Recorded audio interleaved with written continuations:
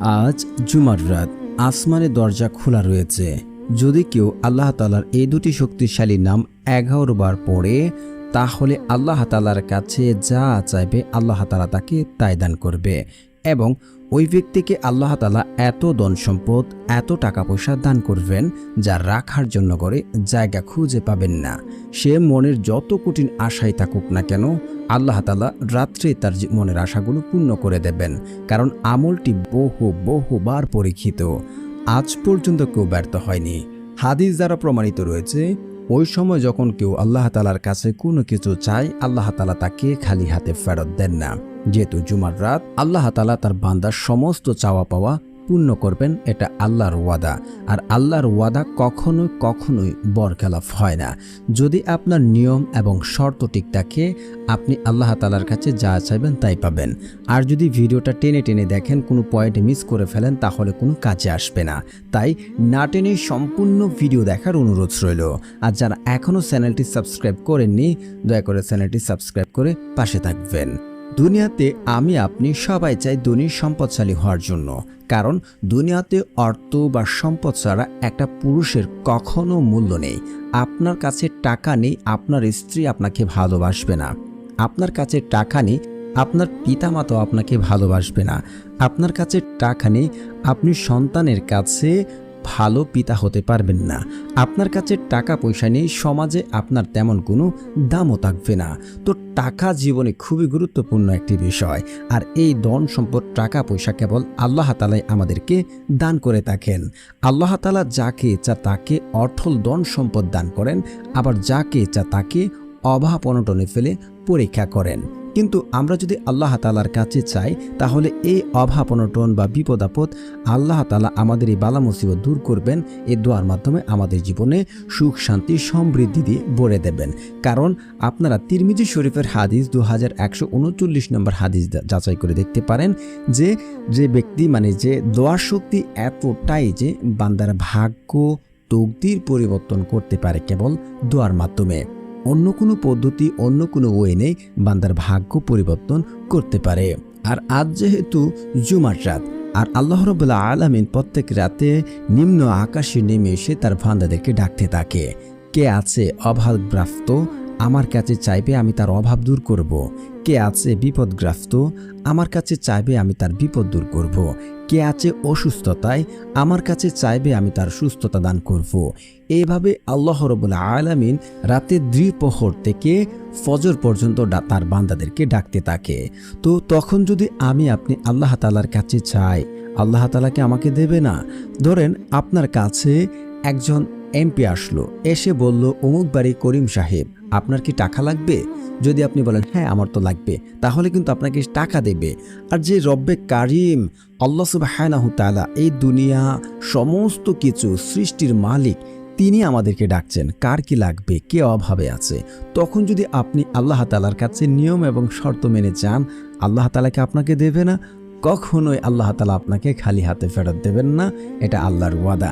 কারণ আল্লাহর রাসূল সাল্লাল্লাহু আলাইহি ওয়াসাল্লাম বলেন, যখন কোনো বান্দা আল্লাহ তাআলার কাছে দুহাত তুলেন, তার যদি শর্ত এবং নিয়ম ঠিক থাকে, তাহলে আল্লাহ রাব্বুল আলামিন ওই সকল বান্দার হাতকে খালি হাতে ফেরত দিতে লজ্জাবোধ করেন।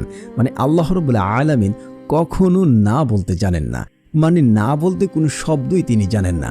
আপনি আল্লাহ তাআলার কাছে চেয়েছেন, আল্লাহ আমার টাকা লাগবে, আল্লাহ বলবে তোকে দেব। আপনি আল্লাহ তাআলার কাছে ধন সম্পদ চেয়েছেন, আল্লাহ তাআলা বলবে আমি তোকে দেব। না করতে জানেন না। কিন্তু এখন অনেকে বলবেন, তাহলে আমরা তো অনেকেই দোয়া করছি, আল্লাহ তাআলা তো আমাদের সেটা কবুল করছেন না, আমরা তো পাচ্ছি না যে আল্লাহ তাআলা দেবেন। আপনি বলছেন, দেখুন, দোয়া কবুল হয় 3 ভাবে বা 3 পদ্ধতিতে।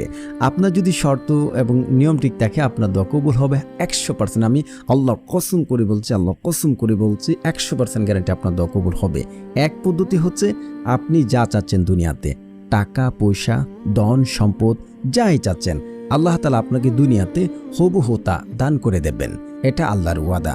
আর যদি আপনাকে সেটা না করে, তাহলে হয়তো ভাববেন আপনার জীবনে তার চেয়ে বড় কোনো বিপদ আসতো, আপনার সংসারে, আপনার স্ত্রী, আপনার বড় কোনো অ্যাক্সিডেন্ট বা বড় কোনো অসুস্থতায় পড়তেন।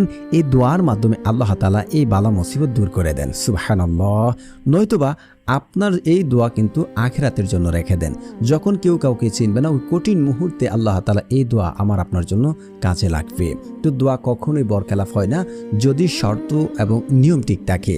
তো এখন আমরা জানবো যে দোয়া কেন কবুল করা হয় না, সেটা শেষে জানবো। এখন আমরা দোয়ার আমলের নিয়মটা জেনে নেব। তো আমলটা আমরা কিভাবে করব? আমলটি করার জন্য সর্বপ্রথম আপনাকে, যেহেতু জুমার রাত দ্বিপ্রহরে উঠবেন, উঠে উত্তম রূপে উজু করবেন। উজু করে এসে জায়নামাজ বিছিয়ে আপনি 2 রাকাত, 4 রাকাত, 5 রাকাত, মানে 8 রাকাত, যত রাকাত, 5 রাকাত নয়, আপনার যত রাকাত ভালো লাগে আপনি তাহাজ্জুদের নামাজ পড়ে নেবেন।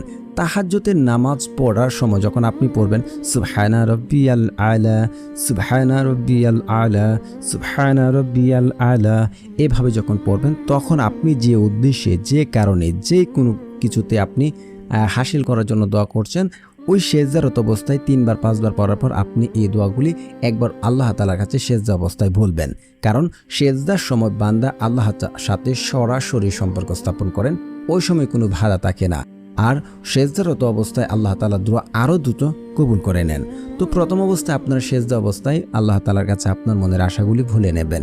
এভাবে নামাজ শেষ করার পর আপনি বসে বসে জিকির করবেন, সুবহানাল্লাহ, সুবহানাল্লাহ, সুবহানাল্লাহ, সুবহানাল্লাহ, আলহামদুলিল্লাহ, আলহামদুলিল্লাহ, লা ইলাহা ইল্লাল্লাহ, লা ইলাহা ইল্লাল্লাহ। এই জিকিরগুলো আপনারা 100 বার পড়ে নেবেন। তারপরে হচ্ছে আপনারা পড়ে নেবেন ইস্তিগফার। ইস্তিগফারের ভাই বহু ফজিলত রয়েছে, যা আমি বর্ণনা করে শেষ করতে পারবো না। আপনারা আবু দাউদ হাদিস নাম্বার 1518 একটু যাচাই করে দেখে নেবেন যে ব্যক্তি ইস্তিগফার পড়ে, আল্লাহ রাব্বুল আলামিন ওই ব্যক্তির সংসারে স্টিল নাও এখনও যদি কোনো অভাব থাকে, বিপদ থাকে, দারিদ্রতার মধ্যে থাকে, তাহলে আল্লাহ তাআলা ওই ব্যক্তির সংসারের অভাব, অনটন, দারিদ্রতা দূর করে দেন। সুবহানাল্লাহ।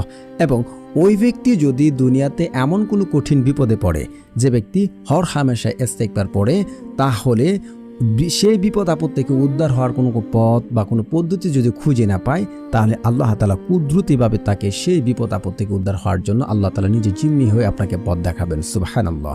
এবং ওই ব্যক্তিকে এমন সকল জায়গা থেকে, এমন সকল উৎস থেকে রিজিকের ব্যবস্থা করে দেবেন যা সে কোনোদিন কল্পনা করেনি এবং সে চিন্তাও করেনি। তো অবশ্যই আপনারা আজকের এই আমলটির জন্য 21 বার ইস্তিগফার পড়বেন।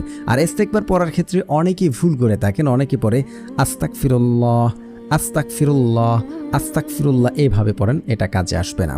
আপনাকে পড়তে হবে আস্তাগফিরুল্লাহ, আস্তাগফিরুল্লাহ, আস্তাগফিরুল্লাহ, এইভাবে পড়তে হবে। তারপরে হচ্ছে আপনারা পড়ে নেবেন, একবার আয়াতুল কুরসি পড়বেন। আর আয়াতুল কুরসির বহু ফজিলত রয়েছে। যে ব্যক্তি 5 ওয়াক্ত নামাজের পর আয়াতুল কুরসি পড়ে, ওই ব্যক্তি মৃত্যুবরণ করার সাথে সাথে সে জান্নাতে যাবে। এটা আয়াতুল কুরসির আমলের ফজিলত। সে জান্নাতে যেতে পারছে না বিদায়, মানে সে মৃত্যুবরণ করছে না বিদায় সে জান্নাতে যেতে পারছে না। তো অবশ্যই আপনারা একবার আয়াতুল কুরসি পড়বেন।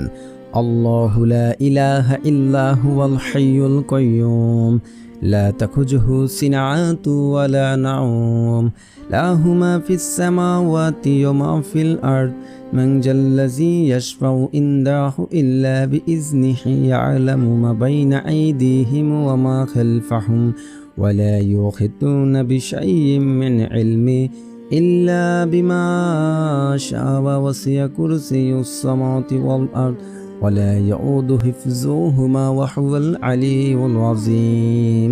তারপরে হচ্ছে আপনার দুরূদ শরীফ পড়বেন। কেন? দুরূদ শরীফ যদি আপনি না পড়েন তাহলে আপনার দোয়া কবুল হবে না, সেটা আসমানে গিয়ে ঝুলন্ত অবস্থায় থাকবে। তো যারা দুরূদ ইব্রাহিম পারেন না, আমার সাথে সাথে পড়ে নিন, শুনলে হয়ে যাবে ইনশাআল্লাহ। আল্লাহুম্মা সাল্লি আলা মুহাম্মাদি ওয়া আলা আলি মুহাম্মাদ কামা সাল্লাইতা আলা ইব্রাহিম ওয়া আলা আলি ইব্রাহিম ইন্নাকা হামিদুম মাজিদ।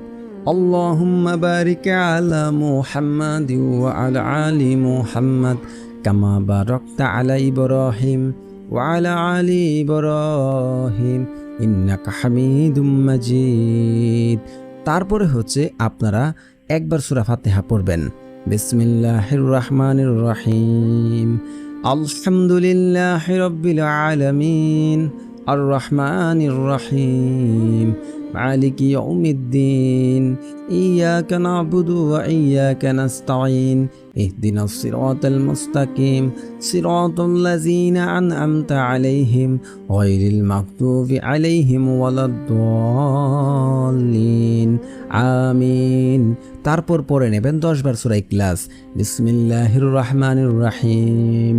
قل هو الله أحد الله الصمد لم يلد ولم يولد ولم يكن له كفوا أحد। তারপর আল্লাহ তাআলার এই শক্তিশালী দুটি নাম পড়ে নেবেন। তো প্রিয় বন্ধুরা, যারা চ্যানেলটি সাবস্ক্রাইব করবেন তাদের মনের আশা পূর্ণ হবে ইনশাআল্লাহ। কারণ যাদের মন ভালো তারা অন্যদের সহযোগিতা করেন, আল্লাহ তাআলাও তাদের মনের আশাগুলো পূর্ণ করে দেন। আল্লাহ তাআলার প্রথম শক্তিশালী নামটি হচ্ছে ইয়া আল্লাহু। ইয়া আল্লাহু এটাকে ইসমে আজম বলা হয়। আর ইসমে আজম পড়ে যখন কেউ আল্লাহ তাআলার কাছে কিছু চায়, আল্লাহ তাআলা তাকে সাথে সাথে তা দান করে দেন। তারপরে হচ্ছে আপনারা পড়ে নেবেন ইয়া গাফফারু। ইয়া গাফফারু, ইয়া গাফফারু এই দুটি নাম আপনারা 11 বার পড়ে তারপর একহীন এবং বিশ্বাসের সাথে আল্লাহ তাআলার কাছে দুই হাত তুলে কায়মুনুবাক্যে দোয়া করবেন ইনশাআল্লাহ। যদি নিজে শিওর হতে পারেন আমার দোয়া আল্লাহ তাআলা শুনছেন, আমার দোয়া কবুল হবে, আমি ফলাফল পাবো, আল্লাহর কসম করে বলছি, আল্লাহর কসম করে বলছি আপনার দোয়া কবুল হবে, আপনি আমল দ্বারা ফলাফল পাবেন। কারণ একটি হাদিস আছে, বান্দা আল্লাহর প্রতি যেমন ধারণা রাখেন আল্লাহ ঠিক তার সাথে তেমন আচরণ করে থাকেন। যদি আপনার শর্ত ঠিক থাকে, 5 ওয়াক্ত নামাজ পড়তে হবে, পিতামাতার অবাধ্য হওয়া যাবে না, আত্মীয় সম্পর্ক চিহ্নিতকারী কোনো দোয়া করা যাবে না, এবং হচ্ছে হারাম খেয়ে দোয়া করা যাবে না, এবং আমল করে তাড়াহুড়া করা যাবে না। এই শর্ত যদি ঠিক থাকে, আল্লাহর কসম করে বলছি আপনি চারদিক থেকে সুসংবাদ শুনতে শুরু করবেন, আপনার মনের আশাগুলো পূর্ণ হয়ে যাবে ইনশাআল্লাহ। তো প্রিয় বন্ধুরা, যারা আমলটি করছেন একটি লাইক এবং কমেন্টে আপনার মনের আশাগুলো লিখবেন যেন আমি আপনার জন্য দোয়া করতে পারি। আর সকলেই লিখবেন আমিন আমিন সুম্মা আমিন।